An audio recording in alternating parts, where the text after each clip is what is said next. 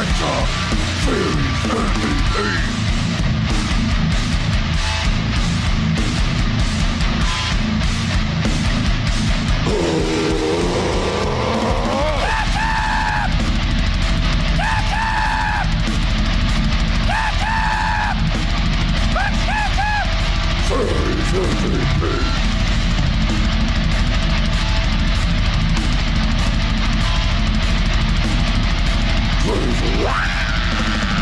Clark's Ketchup Series MVP brought to you by Clark's Ketchup. Drizzle that ketchup. I'm like kind of undecided right now. This is a weird one. Yep. It's a very weird one. Yeah, like I am pretty undecided, so it's going to be interesting to see how this plays out. But we'll find out.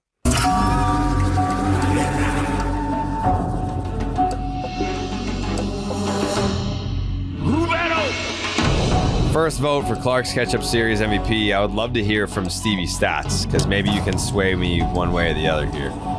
Yeah, this is a tricky one. Honestly, I spent a little bit of time on this and landed on a guy that might win it, might not. I really don't know who's getting this. Pack it to Jarren Duran for that big 3-run homer in the first inning of the first game of this series. I know T mentioned it, but that old one-handed homer thing is working for him. And yeah, keep doing that play. The home run play is a lot of fun. Pack it to Eric Hosmer. That was a ton of fun. Game one with Haas was awesome. Really chill dude. We'll be doing more stuff with him coming up here. Excited about that. Pack it to Craig Breslow for getting the Roman Anthony deal done. You got to tip your cap there. That is something we've been waiting on, something we did not expect, something I can't believe we got no heads up of. So credit to keeping that in-house, too. That is stunning that nobody knew that was coming. Pack it to Brian Bayo for another gem. He's been just incredible. You look at any of the stats, he's been a dude that you can rely on. And that's a big reason why we haven't talked about Cutter Crawford and some of these other guys, even though Cutter deserves some love, and I feel bad that he's not in this rotation. But my series MVP, this guy is an absolute pig. It's super refreshing to have a real ace. I love it. It's been a while since this has been the case. T had mentioned it earlier, but it sounds like they're not going to skip his starts anymore, and I love that as a selfish fan. He's got a 1.91 ERA since the start of July. Always knows when to yell. Unlike Dustin May, he knows the right time to yell when he lets it all out at the end of the start, knowing he's not going to be out there for the next inning. My Clark's Ketchup Series MVP is Garrett Crochet. Wow. Okay. I know who I'm going to vote for. I'm decided. Do you mind if I go next? Go. Talk to me. I know who the panel voted for. I can't recall if I even saw his name, maybe, but I'm still going to do it anyway. Wilyer Abreu had 2 hits in the first game and an RBI, 2 hits in the second game and 2 RBI, and that throw on Monday, like that inning was unraveling real quick. Like if that run scores and the inning continues, I don't know if the Red Sox go on to win that game. And if they don't win that game, then they don't win the series. So for me, it's talking myself through it. I think Wilyer Abreu makes the most sense. So I'm going to vote for Wilyer Abreu, Clark's Ketchup Series MVP. T, who you got? Yeah, I'm rolling with you. I was kind of deciding between Abreu and Duran, and you can talk Duran. He had the 3-run homer in the first game, the RBI double, nice play in left field as well in that very first game. But when you talk about that moment with Wilyer in the outfield and kind of the circumstance of not knowing 5 minutes before the first game that you were going to be put into the lineup, that you thought you were sitting, and you show up, and not only do you work a major walk that set up everything that happened in that 5-run first inning, but you deliver later, you have that bloop 2-run double in the next game. It just felt like for Wilyer Abreu to get thrown into the mix and have to perform with Roman Anthony down, he was willing to step up and do that job. And yeah, you can make the case for Jarren Duran as well. I think it's one of those either-or spots, but if you're drawing them even on performance, I'm going to give Abreu the benefit of the doubt because of the circumstances. If we're talking packets here, definitely need to give a packet to Bayo. those 6 strong innings he threw with no earned runs. Crochet, that moment where he walked off the mound screaming, probably the most hyped moment since Chris Sale, ALCS 2021. I saw everyone kind of cutting up that video and putting it side to side. But him screaming like that just makes me dream of him pitching in the playoffs here in Boston. Trevor Story. Dude, second and third game specifically, made another nice play on defense tonight, but had a 2-run single and just a regular RBI single in that second game. I know they didn't win today, but added there. So yeah, I'm going to go Willie or Abreu, but those are my packets for the series. Can I throw a packet out there for a name that hasn't been mentioned yet? Of course. Yes. A packet to Romy Gonzalez. He had 2 hits in all 3 games. Yeah, I'm pretty sure, like, from an offensive standout performance, like, Romy probably was the best of anybody. But for me, I think the throw is the deciding factor, which is why I went Willier. The McMahon. I think Willier's a good take. I think when you win 2 out of 3, the starting pitchers do get a lot of shine. And I think Bayo starting the series, someone I'm heavily considering voting for. Crochet, obviously a good pick as well, because he's Garrett Crochet. You kind of stole my thunder. I am going to go Romy Gonzalez. I think he set the tone immediately. Him being at the top of the lineup when a lefty's on the hill, you've already lost, you understand. Once you see Romy, the real Roman, dig into the box, you're cooked. Like, it's over. It's never been more over. It's a reverse Chalamet is what it is. So that's where I'm going Romy Gonzalez. I don't know why. He's kind of also like the chaperone for the boys when they go out and their little adventures around the town. He's there.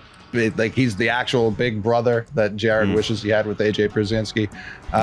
So yeah, I think Packets. I think Story was going to be my number 2. Story was again awesome in this series. So that Defense that's was my awesome 1-2 in this series. Yeah. I mean, his offense was too. Game 1, he contributed runs that ended up mattering. Game 2 contributes runs that end up mattering. Like, I think Story's got a great shot to keep extending that catch-up lead he has. Guy's an addict at this point, but I am going Roman Gonzalez. Okay, I don't hate the pick at all. Speaking of the TS10 2-run knock and the connection to Willier,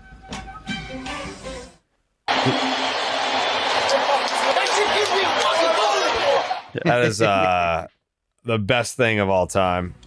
I'm assuming that's Tech saying that shit gave me a fucking boner after Willier comes back in the dugout. You saw Catherine's tweet, right? Yeah, she was like, I'm not offended by that. Yeah, that's how I had no idea it was Tech before that. I just Yeah, found you out can right now. Yeah. Yeah, you you're can telling me tell. now for the first time. Romy Gonzalez, top 4 in OPS against lefties this season. Yeah. All right, so that's 2 votes Willier, 1 vote Crochet, 1 vote Romy. Jake, who you got for Ketchup? I think Jarren Duran had the biggest impact offensively just because of the timing of his hits. The 3-run homer in game 1 was basically a walk-off homer until Alcala got in the mix. Packet to Alcala for getting DFA'd too. And then, yeah, he drove in the first run of game 2, so I'm going Jarren Duran. Wow. Okay, quite the spread. It feels like a series that deserves this because I had no idea where this was going. Yeah. All right. 2 votes Willier, 1 vote Crochet, 1 vote Romy, 1 vote Duran. All right, now we go to Hogdale, who said that he is coming to Section 10 night. He lives like somewhere way the fuck out Iowa. in the middle. Yeah, he's is he a corn boy like Trent? I mean, come on. Yeah. Obviously, yeah. Yeah, obviously. Yeah. All right. What's up, fellas? Have you seen Trent We're back. and Hogdale? Twizzlin' yet again. Yeah, Iowa. Winning streak is over. Ends at 7 games, but can't win them all. I'm still liking how the fellas are playing. We take 2-3 against the Kansas City Royals. And in terms of ketchup voting, kind of straightforward. I kind of honestly almost a little dull in terms of like who to give it to because just kind of similar characters here. Ketchup packet real quick to Jarren Duran. Obviously had a home run in this series. Has really found a power stroke over the last couple weeks. Has been on fire basically since the beginning of July. Deserves credit. As always, Ketchup packet as well, to a character who I've had a lot of scrutiny towards, but I think deserves massive credit. Craig Breslow. To get Roman Anthony to sign a contract that pays him the superstar baseball equivalent of like $8.50 an hour, bravo. Fucking bravo.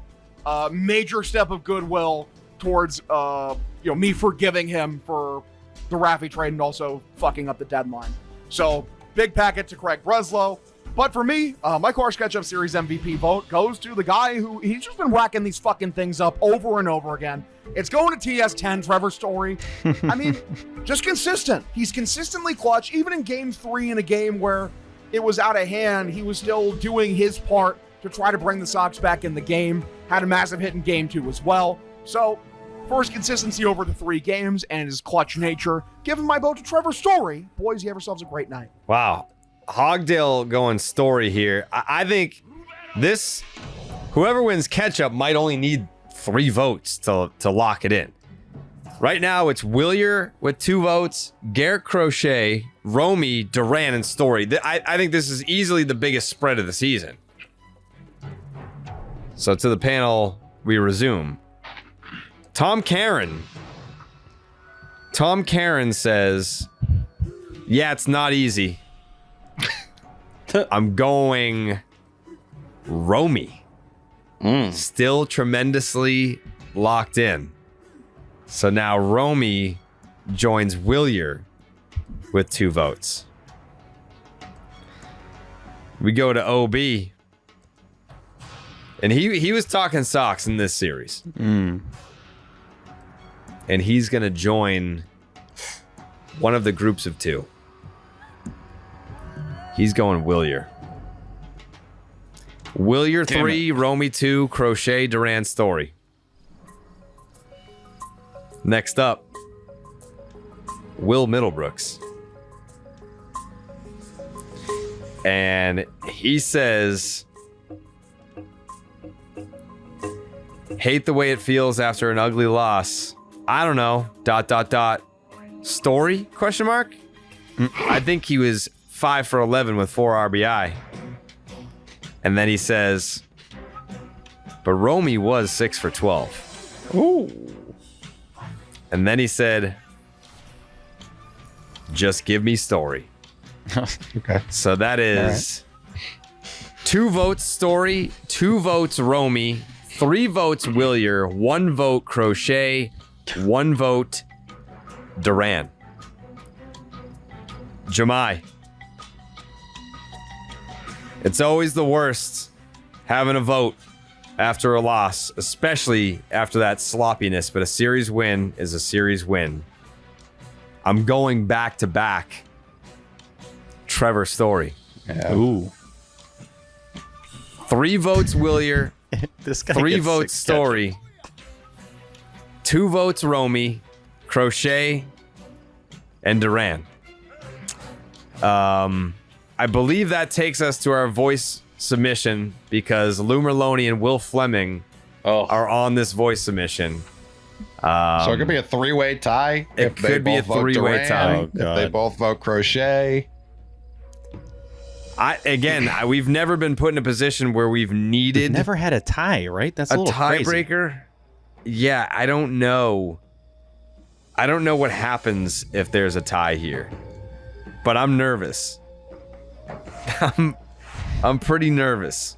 There are a couple ways. There are a couple 3-way ties. A couple 2-way ties. A couple 2-3. Oh dear Lord! I just Anything looked can at happen here. So, Oh dear Lord, that's not good.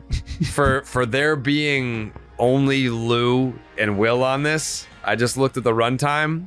4 minutes and 45 seconds. Jeez. no. Didn't he We're not tell us gonna and we're gonna trim these down a little bit? Well, I like when they break it down because for this kind of spread, it does deserve painstakingly sifting through the information and the details. They put thought into this clearly. So without further ado, here is Will Fleming and Lou Merloni. What up, fellas? We're a little bit down here in the EEI booth. No, we're fucking not. Are you shitting me? There we go. It's a weird way. We haven't lost a series finale since July 2nd. Even if you lose a series, you're winning the finale. So we're not used to this. You go into catch up with even anything to not be super happy about. But 16 of 19 wins at Fenway. I'm with Lou Merlone. 5-1 homestand. This team is shit hot. They have an enormous day from a front office perspective. Need that more. There is so much that's going right for this team. Yeah, I would say 4-2, right? You try to win a series. Houston, Kansas City, two good ball clubs. So you come out 5-1, which is a beautiful thing. Two things. Number one, it's about Roman Anthony's extension, which is fantastic. Very bizarre world to get some negative reaction to that.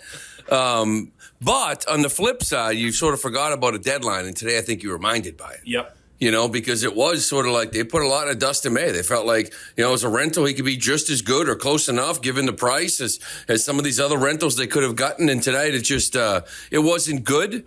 But, you tinker with some usage and you see what he looks like his next time out. I think it shows you, and this is a conversation for another day. I'm sure you guys have done a lot of this in the show. But there's a lot on Sandlin, Tolley, Early, and especially Justin Slayton going on a stretch because this team has proven now, without a shadow of doubt, that they're worth it. For 5 seconds, I know that this has been a hot button thing on the pod tonight. But are you fucking kidding me if you think that Roman Anthony's extension is a sign of anybody being cheap or that it's anything other than an enormous victory? Let me give you a little insight into sports radio world. Number one, the default setting is to shit in the Red Sox. Yeah. So handling positive Red Sox breaking news is not in the sweet zone of some people. So the instant default setting is shit in the Red Sox for signing Roman Anthony to an 8-year extension that could balloon up to $230 million. I do not think that is being a cheap prick. No, I do not. Big packet, I think, before we pick our catch-up winners. It's a hard one. I mean, I think this is going to be a totally across-the-board pick. I give my biggest packet to the fans at Fenway. It was fucking 7-2. Yeah. And the Red Sox get a hit, and this place is going crazy with the Let's Go Red Sox. This is a special place again, Lou. Yeah, it is, and it's tough to win. That's what you want. Like you said, 7-2, and they're still because, quite frankly, they're probably like they've won 7 straight. They've beaten everybody's ass. This is my game. They can't lose it. So you know what I mean? Like they kept kind of hoping they'd pull this sucker out.